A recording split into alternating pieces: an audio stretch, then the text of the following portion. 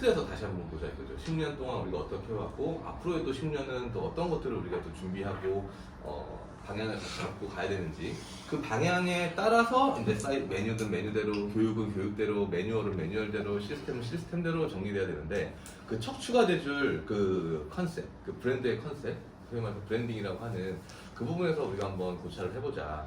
좋은 아이디어를 줄 수 있는 기여를 해주실 수 있지 않을까 그래서 이렇게 모셨습니다. 그럼 현직 발표 바로 하도록 하겠습니다.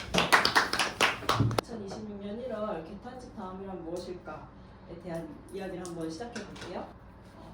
올해 외식업 최악이다라는 말 진짜 매년 반복되는 말이기도 하고 사실 최악이 아닌 적이 없었었죠. 근데 이 와중에도 어떤 가게는 또 버티기도 하고요. 또 어떤 가게는 무너지잖아요. 여기서 어떤 중요한 구분이 하나 생기는데 이게 단순히 경기 문제일까? 라고 한다면 그렇게 볼 수는 없다고 생각을 해요. 경기는 모두에게 동일하게 작용을 하는 부분이잖아요. 근데 이 와중에도 어떤 시골에 있는 한 가게는 끊임없이 사람들이 들어오기도 하고 잘 되는 곳은 여전히 있거든요. 그래서 그 브랜드에 대한 구조는 모두 다 다르다고 생각을 해요. 자양동 개탄집이 이 말 진짜 많이 나오죠. 이 동네 우리 겨울에 취약한 동네잖아 라는 말. 그래서 이 동네라서 힘들다라는 말보다는 이 계절에 이 동네인데도 일부러 찾아온다 라고 여전히 그 잘 되는 가게들을 말을 하죠. 즉 계절이나 동네는 브랜드 변수가 아니라 우리가 이겨내야 될 조건. 오래된 가게가 강한 브랜드를 뜻하는 건 아니다. 우리가 11년, 12년 동안 했었던 업력은 그냥 지금까지 그냥 지켜왔었던, 그냥 버텼던 시간이지 이게 자산이라는 말은 아니에요. 외식업에서 오래 버틴 가게들 중에 상당수가 단골의 이제 습관 위에 서 있고 상권의 관성 위에 서 있고 운영자의 그 노동력 위에서 운영이 되고 있잖아요. 근데 문제는 이 습관은 끊기게 마련이고 관성은 깨지게 마련이고 이 노동력도 결국엔 한계가 오죠. 그 셋이 이제 동시에 흔들리면 이거 브랜드 아니었구나라는 그 감이 느껴지는 것 같아요. 그리고 지금이 좀 그 시점인 것 같기도 하고요. 한 11년, 12년을 버틴 가게가 이제 와서 브랜드가 약해 우리? 라고 느끼면 그건 이제 끝이 아니라 이제서야 좀 제대로 이걸 만들어 볼 준비가 되지 않았나 그 시점이지 않을까라는 그 신호를 보면 좋겠다는 생각이 들었습니다. 이 가게에 어떤 상황에서만큼은 반드시 선택이 되는 가게일까? 라고 조금은 질문을 바꿔서 생각을 해보려고 합니다. 지금 팔란티어라는 미국에 있는 기업의 회장이 피터 틸이라는 사람입니다. 이제 그 제로투원이라는 거에 대한 철학을 조금 짚고 넘어간다면 이게 단순히 경쟁에서 이기는 법이 아니고 독점적인 지위를 갖는, 그러니까 0에서 1을 만드는 데 집중을 하자. 아무도 이제 하지 않았던 방식에서 새로운 걸 만들어내는 게 제로투원인데요. 뭐 쉽게 말하면 우리가 맛을 조금 더 맛있게 혹은 뭐 가격을 조금 더 낮춰보자, 양을 늘리자, 인테리어를 좀 바꿔볼까 하는 것들은 이미 어떤 기존의 경쟁 구도 안에서의 개선인 거죠. 그러니까 우리의 목표는 남들보다 조금 더 잘하는 배럴 상태가 아니라 우리만 할 수 있는 그 디퍼런트를 찾아내는 거. 그 핵심 철학이 3가지 정도가 있는데 첫 번째가 경쟁하지 말고 득점하라라고 이야기하거든요. 고객의 머릿속에 떠오르는 유일한 선택지가 되라는 의미입니다. 이 상황에서는 여기밖에 없어. 그리고 여기는 대체제가 없어.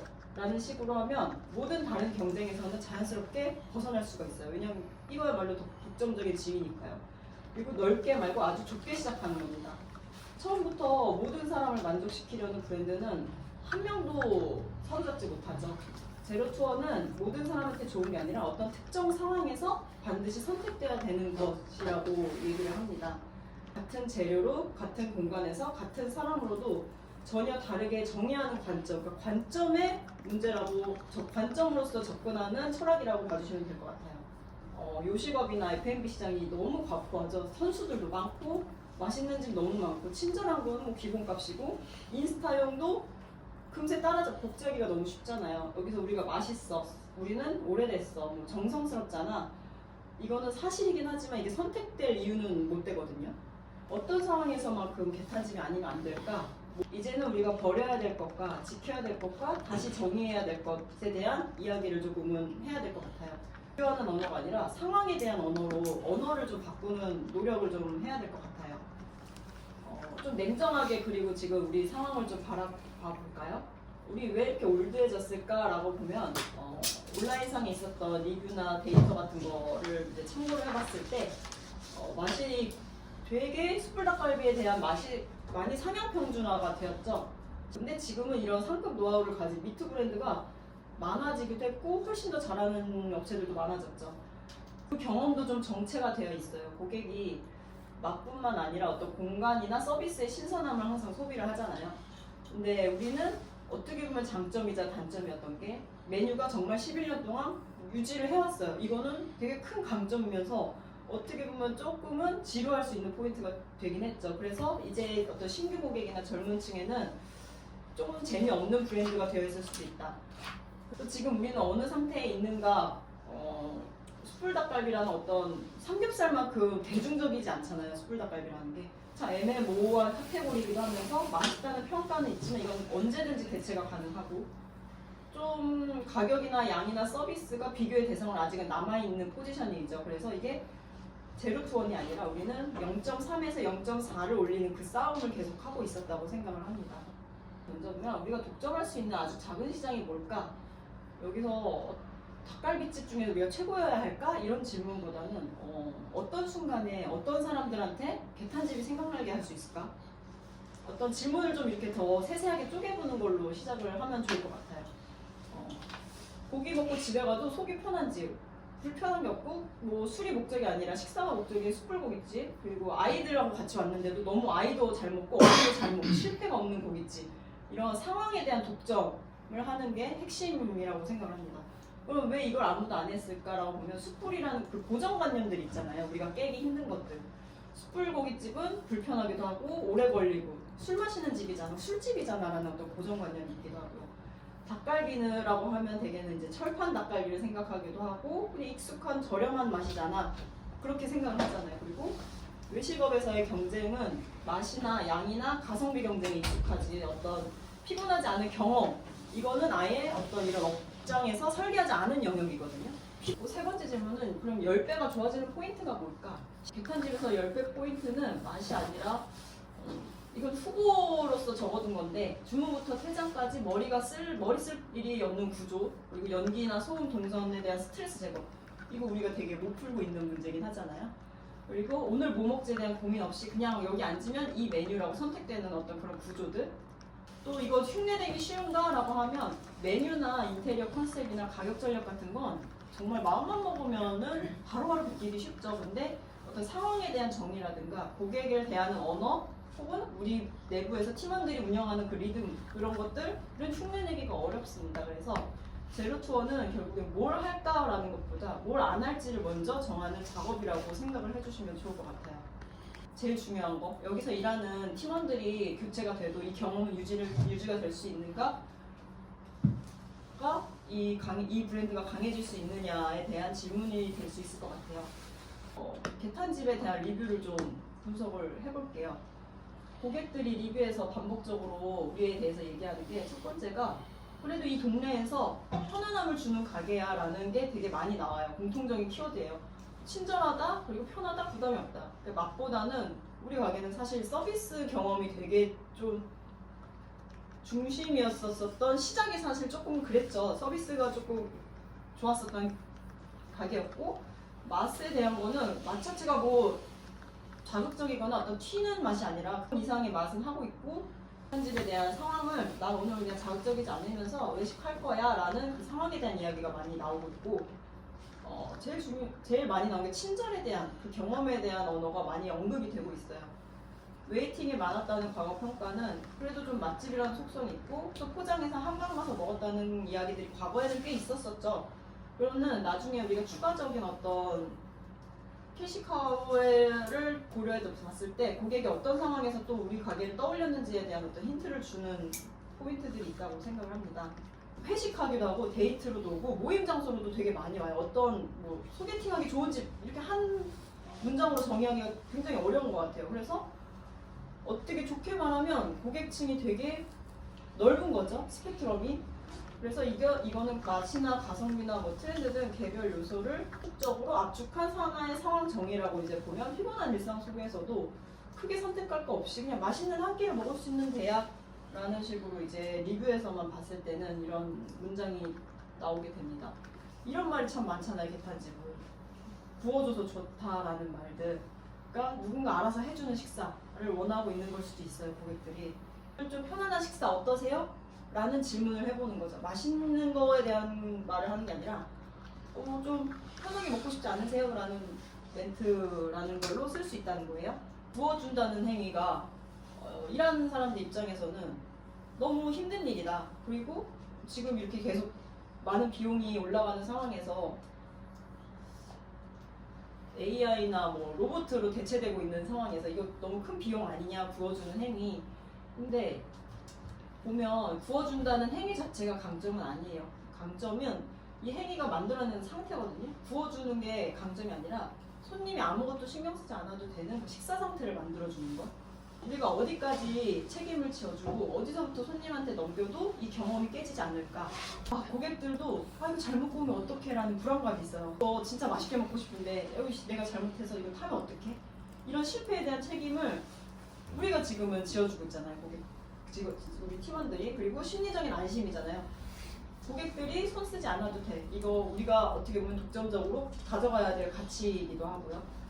고객이 참여할 수 있게 이 정도 상태까지는 저희가 책임지고 해드리는데요. 마무리는 이제 편하게 드셔도 될 것 같아요. 그리고 단계를 조금 좀 짚어서 설계를 해야 되는 것들인 거죠. 그래서 여전히 손님의 식사를 실패에 책임을 지는 집이라는 메시지를 좀 유지를 하는 거예요. 그래서 이거를 지속 가능한 형태로 다시 설계할 수 있을까를 고민하는 단계이고, 버려야 될 것, 지켜야 될 것, 재정의할 거에 대한 이야기를 하는데, 버려야 될 거는 우리 오래됐으니까 손님도 알아주겠죠. 우리 되게 자양동에서 오래된 맛집이잖아 라고 하는 거. 그거 사실 손님한테는 의미 없거든요. 그래서 여기를 선택하는 큰 이유는 되지 않을 거예요. 그래서 이 업력이라는 거는 좀 안정감을 주는 요소로만 접근을 하면 좋을 것 같아요. 좀 선택하는 것들을 요소를 좀 줄여주면 좋겠다. 그리고 여기서 이제 우리가 지켜줘야 될 거는 맛이 과하지 않고 컨디션도 부담이 좀 적고 연령대가 뭐 호불호가 크게 갈리지도 않아. 불만도 거기 없고. 이거는 좀 재미없기는 요소긴 한데 위기 상황에서는 사실 되게 안정적인 자산이긴 하죠.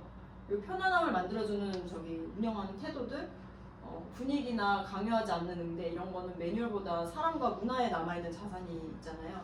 이거가 어떻게 보면 비탄집에 저는 되게 큰 장점이자 강점이라고도 생각을 합니다. 그리고 아이부터 부모 그리고 어르신들까지 중장년을 아우르는 고객도 되게 유행은 덜 타면서 수명을 좀 길게 만들 수 있는 좋은 요소라고 생각하고 반드시 지켜야 되는 것이지 않을까라고 생각을 해요. 그리고 다시 한번 재정의해야 될 것들은 부어준다라는 것들에 대한 정의. 그러니까 손님이 자기가 식사하는 거 실패 이거 탄 거에 대해서 책임지지 않아도 되는, 그러니까 그걸 우리 가지고 책임을 대신 져주는 태도인 거죠. 여기 오면 무조건 그냥 시키는 구성으로 세트로 그때 한번 얘기했었잖아요. 선택지는 최소한 적게 하면서 바로바로 그 메뉴에 대한 거 나가는 거를 데이터가 쌓이는 걸 보면 이 선택에 맞았다는 어떤 신호가 될 수 있고, 그리고 여기 이제 그 플로우에 민혁이랑 현진이가 이제 긴 장문에 글을 주고 받았잖아요. 이제 한 3가지 정도 뭐가 문제구나라는 거를 좀 뽑아봤는데, 또 서비스에서 특화된 그 직원의 퍼포먼스로 이 매장이 이끌어졌었잖아요. 근데 이거는 그 친구가 없어지거나 사라지면 더 지속하기 어려웠었던 것들이었죠. 그래서 어떤 그 고객과 점장님이 티키타카가 맞는 그 테이블만 100점의 경험을 하고 나머지 테이블은 방치됐었던 구조. 그 테이블에 제공되는 퍼포먼스나 설명이 그냥 이제는 시스템적으로 있어야 되는 거예요. 이게 그리고 타겟의 확장과 어떤 브랜드 정체성의 충돌. 우리 동네 맛집일까? 근데 지금 외국인들이 너무 많이 먹으러 오잖아. 근데 피터틸도 그렇게 얘기를 했어요. 작은 시장을 독점 먼저 한 다음에 그 다음 인접 시장으로 확장해. 근데 개탄집은 이미 자양동이라는 시장은 어느 정도 잡았다고 저는 생각을 하거든요. 그리고 외부 유입은 이제 선택할 수 있는 게 아니라 필수적으로 끌어와야 되는 요소잖아요.